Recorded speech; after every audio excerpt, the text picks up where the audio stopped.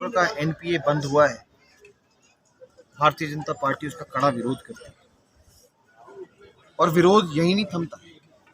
देखिए, आपके हिमाचल प्रदेश के स्वास्थ्य मंत्री जो है वो कहते हैं मुझे इस डिसीजन के बारे में कुछ पता ही नहीं है और कहते पत्रकारों और पत्रकार समाचार से पता लगता है कि ऐसा कोई डिसीजन हो गया है। मुख्यमंत्री और इंडस्ट्री मिनिस्टर जो है उनकी भी स्टेटमेंट आती है कि एनपीए जिनका बंद नहीं हुआ है वो विरोध कर रहे हैं। तो क्या ये डॉक्टर जो काला पट्टा लगाकर एनपीए देने की मांग कर रहे हैं और पेन डाउन स्ट्राइक कर रहे हैं, तो क्या उनको पता नहीं है? झूठ के लिए झूठ कहना केवल मात्र इस सरकार की एक आदत बन चुकी है। इसका मतलब ये है जो कैबिनेट में डिसीजन होते हैं वो आधे जनता के समक्ष लाए जाते हैं और आधे डिसीजन जो है वो वहीं से जो है रुखसत कर दिए जाते हैं। हमारी मांग है, हमारे प्रदेश अध्यक्ष डॉक्टर राजीव बिंदल जी ने और नेता प्रतिपक्ष जयराम ठाकुर जी ने भी बोला है कि एनपीए डॉक्टरों का बहाल किया जाए, उनको दिया जाए। ये क्यों दिया जाता है? ये वही डॉक्टर और चिकित्सक है जो 24 घंटे काम करते हैं, चाहे हॉस्पिटल हो, सीएचसी हो, पीएचसी हो, जनजातीय क्षेत्र हो, दूरगामी क्षेत्र हो, शहरी इलाका हो, यहाँ पे ये हमारी स्वास्थ्य के लिए काम करते हैं, तो इनका हक बनता है। उनको क्यों दिया जाता है कि ये प्राइवेट क्लिनिक में जाके काम ना करे? पहले ये 30% था, फिर ये 20 हुआ, अब तो इस सरकार ने हद ही कर दी है, ये बंद हो गया है। तो हमारा मांग है कि जल्द से जल्द इसको बहाल किया जाए। बजट कटौती के लेके मैं आपका उत्तर देता हूँ। 14,500 करोड़ का जो है वो लिमिट जो है वो उसको 9,000 करोड़ की।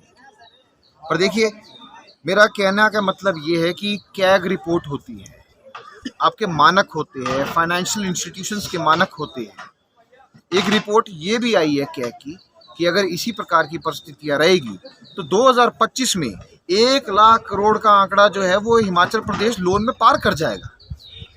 तो इस लोन को कम करने के लिए हिमाचल क्या प्रयास कर रहा है, उसके ऊपर ये चेक पॉइंट लगाया गया है। केवल मात्र लोन से वादे नहीं पूरे किए जाते। अभी प्रदेश में एनपीए लगा है, जो आपका ओपीएस बहाल किया है, उसके ऊपर भी खर्चा है। जो आपने 3% डीए दिए वो भी खर्चा है, पर कमाई के साधन नहीं है। तो ये लोन लिमिट जो है ये आपके फाइनेंशियल इंस्टीट्यूशंस के मानकों की रिपोर्ट जब केंद्र में गई है उसके बाद लगा है और इसके पीछे कोई द्वेष भावना नहीं है। लोन लेने अच्छी बात है, लोन लीजिए, पर उतना लीजिए जितना है। 9,000 करोड़ रुपये बहुत होता है, उससे भी लोन चल सकता है। दूसरी बात मैं आपको बताना चाहूँगा कि करोड़ों रुपए के हिसाब से हिमाचल प्रदेश को पहले ही ग्रांट आ रहा है।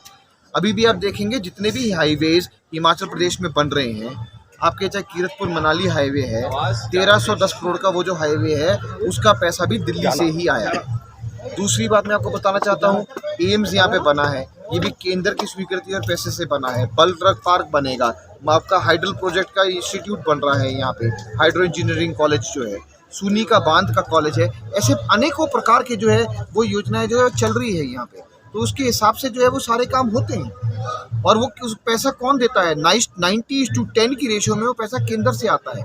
अभी हाल ही में अगर देखिए, आप रिपोर्ट देखिए, अगर एक रिपोर्ट आई है कि प्री मानसून से अभी हिमाचल प्रदेश में 192 करोड़ रुपए का नुकसान हुआ है। मैं आपको बता रहा हूं कि ये नुकसान जो है, और मैं आज दावा करता हूं कि केंद्र जो है इस नुकसान की भरपाई करेगी। हिमाचल प्रदेश को जो है वो आपदा से लड़ने के लिए पैसा आएगा। तो जहां पैसा केंद्र दे रही है उनका धन्यवाद तो ये सरकार नहीं करती है, पर जहाँ पे कुछ सख्ती से काम लेती है वहाँ पे इस सरकार को तकलीफ होती है। मेरा कहने का मतलब सिर्फ ये है कि केंद्र जो है वो हिमाचल प्रदेश से अद्भुत प्यार करता है और करता रहेगा, और यहाँ के लिए कोई कमी नहीं छोड़ी। जितना प्रेम हमें यहाँ पे प्रधानमंत्री नरेंद्र मोदी जी ने दिया है वो बहुत ज़्यादा है, अच्छा है, और मुझे आने वाले समय में भी आशा है कि वो इसी प्रकार चलता रहेगा। कोई बागवान जो अपने हुए नुकसान को लेकर लगातार मांग सरकार से कर रहे हैं, अभी तक कोई मुआवजा नहीं मिला। देखिए, मुआवजा देना प्रदेश सरकार का कार्य होता है, और अभी तो एपीएमसी एक्ट लागू करने की मांग भी आई है, और कार्टन जो है वो यूनिवर्सल कार्टन और सैटेलाइट कार्टन, और इस प्रकार जो है वो कितना इसके अंदर सेब की क्वांटिटी जो है वो तोल के बेचा जाए, उसके मानक भी सेट होने हैं। ऐसे अनेकों मांग जो है वो किसान और बागवानी संघ कर रहा है, पर उसके हिसाब से मैं आपको बताना चाहूँगा तुरंत प्रभाव से हमारे प्रदेश सरकार को जो है वो एपीएमसी एक्ट लागू करना चाहिए और हमारे जितने भी बागबानी उनको जो है राहत पहुँचाने का कार्य करना चाहिए। मांग करी थी केंद्र सरकार से कि आप इंपोर्ट ड्यूटी बढ़ाइए। आपने देखा होगा 50% इंपोर्ट ड्यूटी बढ़ गई है। 50 रुपए के प्रति किलो के नीचे सेब इंपोर्ट नहीं होगा। अगर उसके ऊपर टैक्सेस और फ्रेट को जोड़ा जाए तो 75 रुपए से नीचे किलो सेब नहीं मिलेगा। तो केंद्र सरकार जो है वो बागबानियों और सेब उत्पादकों के हक में है, पर प्रदेश सरकार को भी एक दो कदम अपने स्वयं उठाने पड़ते हैं। एक्ट तो ये भी बना के लागू कर सकते हैं। हमारी मांग है कि इनको तुरंत से जो है वो कृषि बागबानियों के लिए कुछ करना चाहिए।